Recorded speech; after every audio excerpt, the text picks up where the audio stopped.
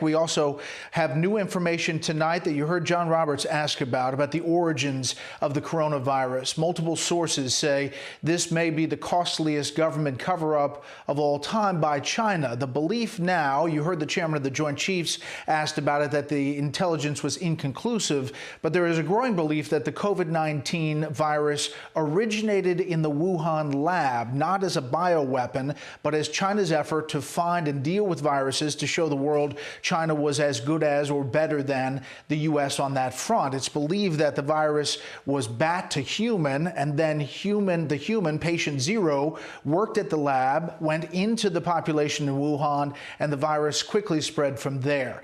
China, according to sources, moved quickly to shut down travel domestically from Wuhan to the rest of China, but did not immediately stop international flights from Wuhan. These sources say the World Health Organization was complicit from the beginning, helping China cover its tracks.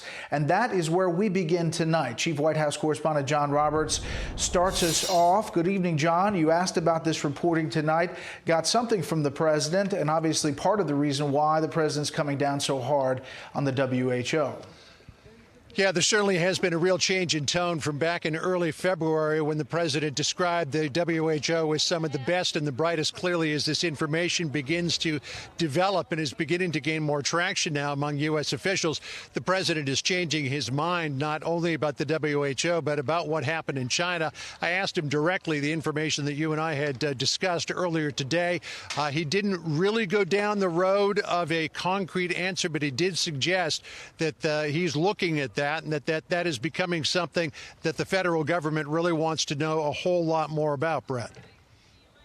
Obviously, China has pushed back about this line. The WHO came out publicly and said they were disappointed in the U.S. decision. But the president appears to be at least warming up to this line of thinking. And really, the origins of this virus become a big, big story if it all pans out, as these sources are saying.